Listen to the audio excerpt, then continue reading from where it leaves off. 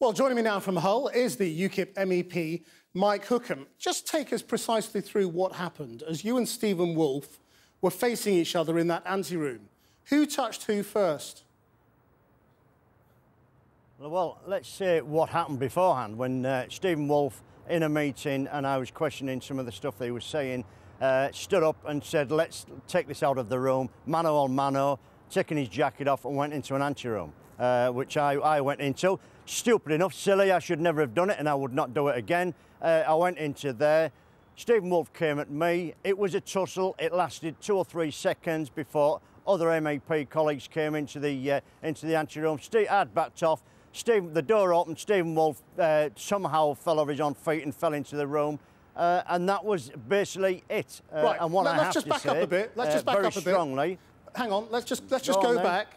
So you say it was a tussle. What do you mean by a tussle? Who touched who? Steven Woolfe came at me. It was basically both getting hold of each other. Nothing serious. Where nothing did he grab violent. you? Not throwing a. Well, we've gone into this all day long.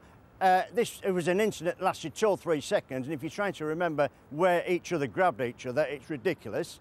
The more important But you thing had is hold of him. That. Well, hang on. Just slow down. Just slow down. We've got a bit of time to go into this in detail. Did you have hold of him, and did he have hold of you?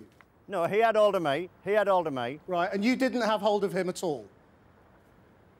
Well, I'd have had my hand on it, somewhere on his body. So you had hold of him I as cannot well? remember. And so did you push him? Yes. You pushed him? No. No. So what? So you had hold of each other. Then what happened?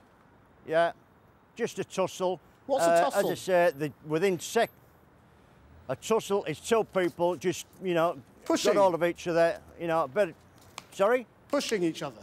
Pushing, no pushing. Right, well, what's a tussle then? Just explain between each other. I just don't, if you say you weren't pushing each other and you weren't hitting each other, what is a tussle? You're pulling faces at each other, or got what? hold of each other and... Saying what, sorry? What were you doing precisely before he fell over? We was facing up to each other. He'd come at me, was facing up to each other. We had hold of each other. Right. It was a 2 or 3 second tussle. So how did he fall over? I've no idea. The door opened, the MEP colleagues came into the room. I'd backed off by that point. Steven fell into the room over his own feet, whatever had happened, I don't know. And he fell onto the floor, onto a male MEP colleague of ours that was in that room, in the doorway. As far as I could see, that was it. He never hit any windows, any door casings, any chairs or anything. And then what did you do? Well, I went back to my seat. And when did you discover... More importantly... When did you discover that Steven Woolfe had collapsed? More importantly, I did not punch Steven Woolfe. Yeah, no, you said that. You've made that clear. When did you discover that he had collapsed? Right. The day before, I had one of my one of my people that works for me, assistants, taken very ill, seriously ill. She was in hospital. I was told by the doctor that she had to be taken home and she had to be accompanied on the aircraft. So I had to change all of my plans, my travel plans, and I accompanied her. I had to go pick her up from the hospital. So I left that meeting early at 10:30 to go pick this lady up, to take her back to her parents. I accompanied her on the aircraft. About 3 o'clock in the afternoon, I got a text saying that Steven had collapsed. That's all I knew. A text saying it had collapsed. From who? One of the people in the Parliament, one of my colleagues. What did you do then? Well, he collapsed. I knew nothing of why he'd collapsed or anything. I didn't know anything at that point. Did you not think it was connected to when you saw him on the floor a couple of hours before? I didn't see him on the floor a couple of hours before. I'd left the Parliament at 10:30. I wasn't in the Parliament. I thought you said you saw him falling through the door. Yes, that was in the anteroom. So you saw him on the floor? He fell through it. Yeah, he got up from there. He got up from when he fell through the door.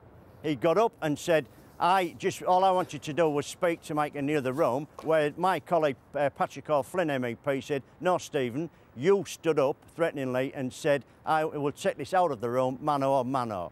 Okay. So that was a scene. He then said, right, I'm leaving, I don't want to be in the meeting. He hadn't answered any of the questions that we were putting to him about his connection with the Tories, whether he'd We'll talk about all the politics another time. We just want to talk about the violence and the fall and there was no violence. Sorry, there was no violence. Well, there was a tussle. I mean, you can debate whether a tussle is violent or not.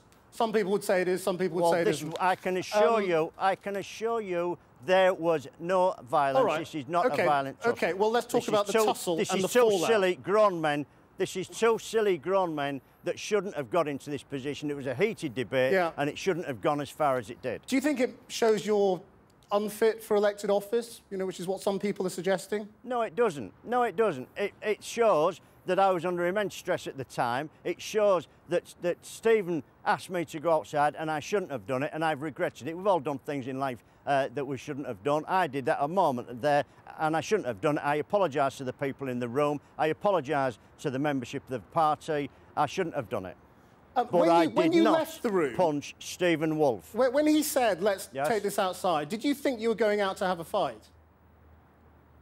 No, he said, let's take this outside. Yeah, not but mine. when you went outside, following him after what he said, did you think you were going to have a fight? With the intentions of what he was saying, yes, I thought he was going to have a fight with me. Right, and so he came at you, but then you didn't do anything, is what you're saying. You tussled, but you're not really sure. Yeah, okay. It was a tussle. Right. It was a bust. It was 2 or 3 seconds. Now, your own colleagues, Lisa Duffy, for example, said this is embarrassing. How much damage do you think you've done to UKIP? It's an embarrassment to me, and it's an embarrassment to Stephen. And to the party. Exactly the same, you know. And to the party. It was something that shouldn't have happened. Don't you think you should resign then? And I've apologised for that. No, I don't think I should resign. It's something... These heated debates go on in all different parties. You know, we've had it in all different parties. It's gone on, you know, when it's probably gone so far. We've had Labour MPs thumping other people. I never thumped anybody. It was a silly argument that got out of hand.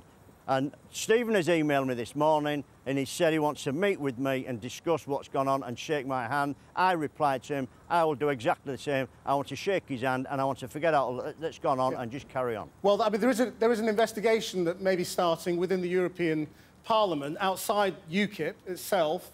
You could face some sort of punishment, couldn't you? Well, I'm quite willing to meet with Mr. Kamal and put my my side of the case across. I've not a problem with that.